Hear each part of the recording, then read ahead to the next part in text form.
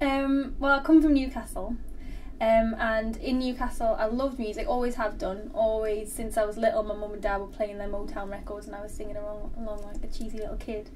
And I always wanted to do something with it, but it wasn't really ever encouraged in my family. It was more of a go down the academic route. So I got my degree in biomedical science, which was a bit of a random one. Whenever people are like, "You're doing music now, but why have you got a degree in biomedical?" I'm like, I don't really know. But yeah, I did that and I worked for a year and I just realised that I was never going to be happy if I didn't come down. So I literally thought I can either go to London or I can go to Manchester, but I'd heard there was a really good hip-hop soul scene down in Manchester and I couldn't afford it, to be honest, to go to London. So that was when I just shot down here and said, right, sod it, I'm doing it. Well, I like to think that when I go out and do my music and I do my performances, that I'm a bit of a mix of Lauryn Hill, Jessie J in terms of the attitude and stuff. I wish I could sing like Jessie J. That girl's a wicked. And Karen O from the AAS. So it's a bit indie. It's a bit hip hop. There's some rapping sometimes involved, but I call it sing rapping. But it's also under the umbrella of pop music because I like to keep things mainstream because that's what I listen to ultimately. Stuff that gets played on the radio. I will research other music, but I also love the mainstream market as well. I think it's just so easy access. So. Yeah, I've always gone out there and said that I think some of my favourite performers who I've ever watched are people who will get up and then they're just like, they give it everything, like literally, like they're in that moment, they're singing that lyric and they really, really are just believing it 100%. And everyone knows, from all my friends know with me, when I get angry or when I get excited, I'm 100% that emotion at that time. So when I sing a song, my face will contort in loads of ugly ways and I don't care because it's just the fact that I'm so in it, I'm so there at that time. And I just really want to like express how angry I can feel sometimes or how happy I am or whatever the emotion is. Well, anyone can tell you that the music industry's changed in the last 10 years, all this X Factor stuff. How do you think X Factor and other shows like that have changed the music industry? I think it's massive, it's huge. As far as I'm concerned, we're now living in an X Factor generation, which is a generation of music which it's harder to access if you're not in the X Factor circle, if you're not doing the reality show and things like that, because it's become a massive part of pop music. Everybody that I speak to in my college where I'm studying, everybody that I speak to there is like, well, let's audition for X Factor, let's do that, that's the only way into it. If I say to somebody I'm a singer and they'll say sing for me, often in a pub or something, so I start singing, they'll go, God, you should go on X Factor. It's almost become like the bottom up routine of working your way all the way to the top is just no longer sort of necessary. You don't need to do it, but the truth is in my mind, if you really want to know if you really want to be yourself and explore yourself, because God knows I've been on a journey, then you have to do it the bottom down way, otherwise you sort of get stuck in a corner and that's what you marketed as and that's what you do. But I wouldn't say it's bad for everybody. There's a lot of people that I know who will go on that show. There's somebody that I know right now who's on that show and doing amazing from it, and as far as I'm concerned, that was perfect for that person. It's just never going to be the way for some musicians, and I happen to be one of those musicians. Okay, you've in your blog, you've said that your life's like a harder, cruel Glee. Can you just expand on that? Because I think it's a really colourful sentence. It's like, I watched Glee a couple of times. I mean, I don't follow it all the time, but I watched that programme and I think when they're walking along and they're singing and they're desperate to do what they want to do and they'll fight opposition and they'll go through all these traumas and the drama and stuff, that is me. That is what I'll do. I walk through life singing. I've got chucked at one of my jobs for singing too much before.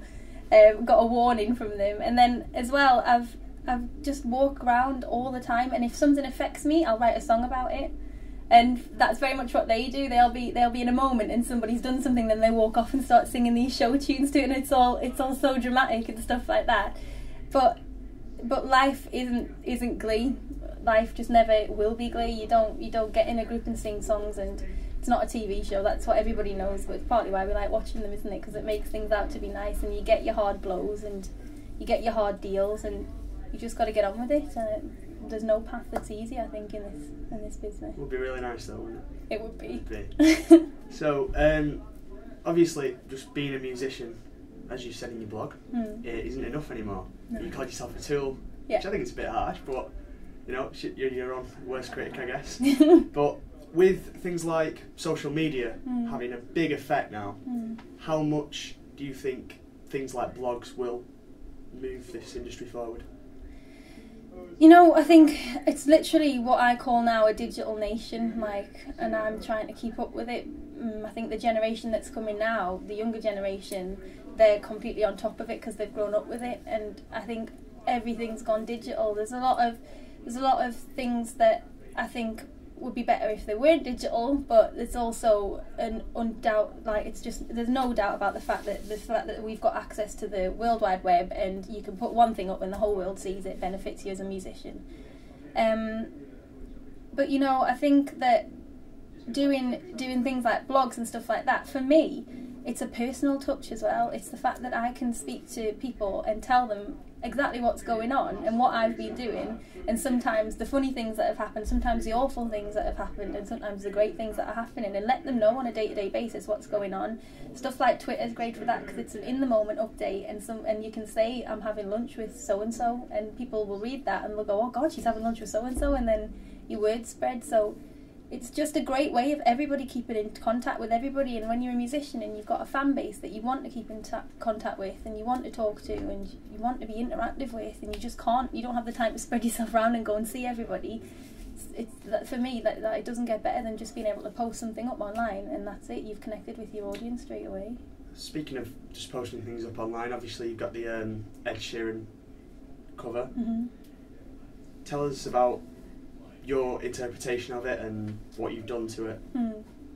Well, Ed Sheeran I love. He's an Access to Music student, which is what I am at the minute, and when he brought out You Need Me, I Don't Need You, it's literally like he'd got what was in my brain and released it, and I was just like, oh my God, because this sort of whole thing of playing with vocal rhythms and melodies and just, it's what I call sing rapping, which a lot of people do. I love it and I'm big on it, and when I heard that track, I was just like, that's wicked. I was like, I wanted to do something like that. I've written a few tracks like that, but I'd never really had the balls, I suppose, to go and put them out there. So when I heard it and thought, God, you can do it, I just thought, I've got to cover this. So I did have it for quite a while. I had half of the song for ages, and I thought, I'm going to have to put something on it, but I was still a bit anxious about putting it out there because I'd done a lot of sort of pop song covers like Jessie J, Mama Knows Best and stuff like that, so I didn't know if the people who'd seen those videos would then like that style.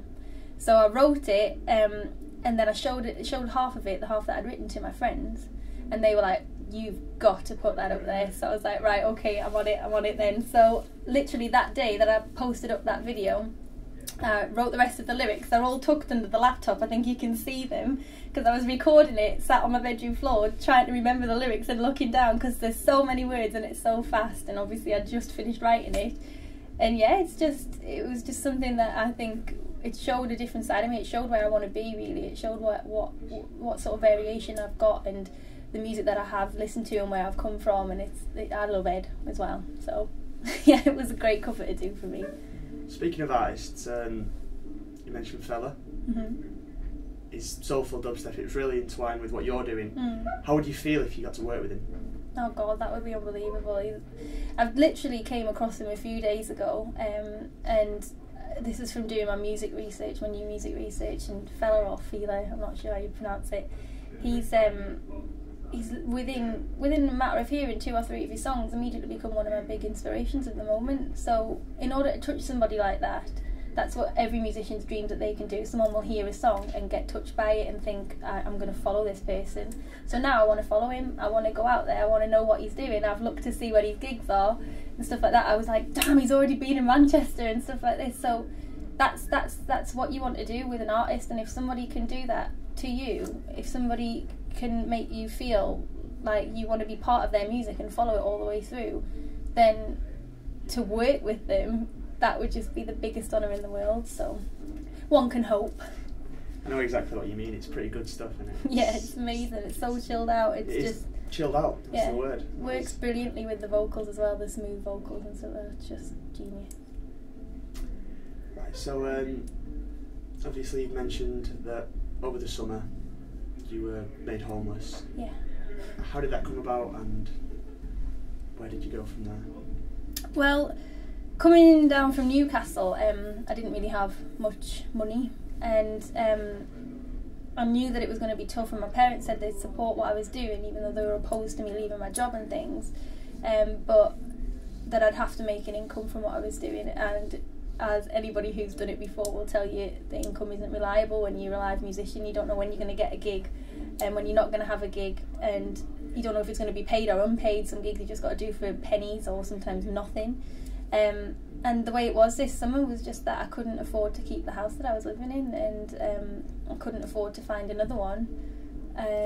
But I didn't want to leave Manchester. I could have gone back up home and said, parents, take me in, but I knew I had to keep doing what I was doing. And I suppose for a while I couldn't gig because I had a chest infection and stuff, so I didn't sound too great when I was recording, and I didn't want to session sing with a bad voice and stuff like this. So it was just a case of no money, nowhere to go. Who went on Facebook, who's going to take me in? I was sat in a cafe in the middle of town, just like, is anybody going to take me in? Because I don't know where I've got to go tonight. And it happened quite a few times really, where I just didn't know where I was going to be. And luckily I've got some really lovely friends and acquaintances.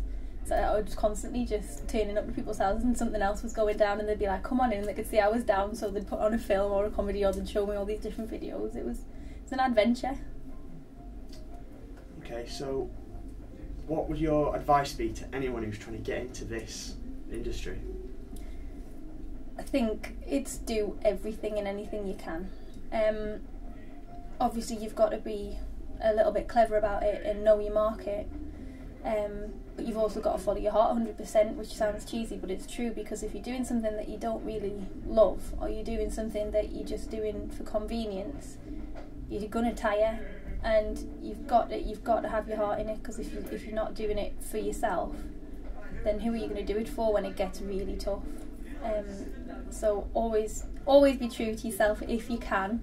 I know sometimes it doesn't go down well with people, but sometimes it's just impossible. You've got to compromise, but just always do every opportunity, even if it's an unpaid gig, even if it's something small, even if you're singing in a bog, just do it because you can, and performing is just the best feeling ever anyway.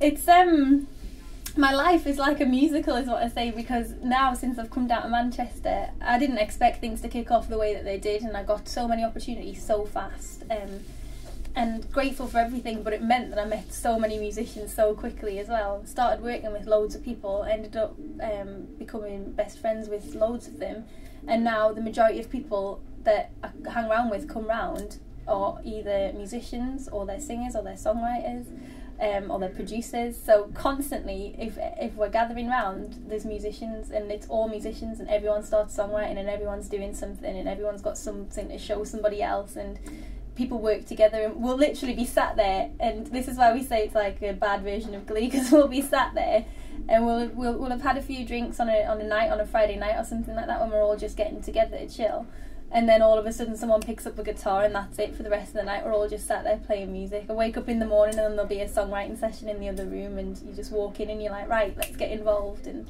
it's amazing. I am envious of you living that well.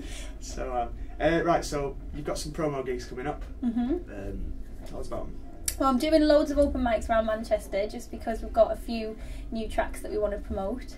Performing up in Newcastle. The actual location is yet to be confirmed, but it will be, and it'll all be updated on my website, so on my Facebook, on my Twitter, on my YouTube, and I'm going to put a new video up soon, so I'll announce things there. And we're also doing a session at Beehive in 2 weeks' time, renting out the big room there, which is a rehearsal studios in Ancoats, and we're doing a session there for a while, just a sort of really cosy, intimate session. Yeah. Loads of stuff going on, but it's all going to be updated online. So that's good. So Manchester, yay, nay? Yay. Yay. Manchester, yay. Yay, definitely.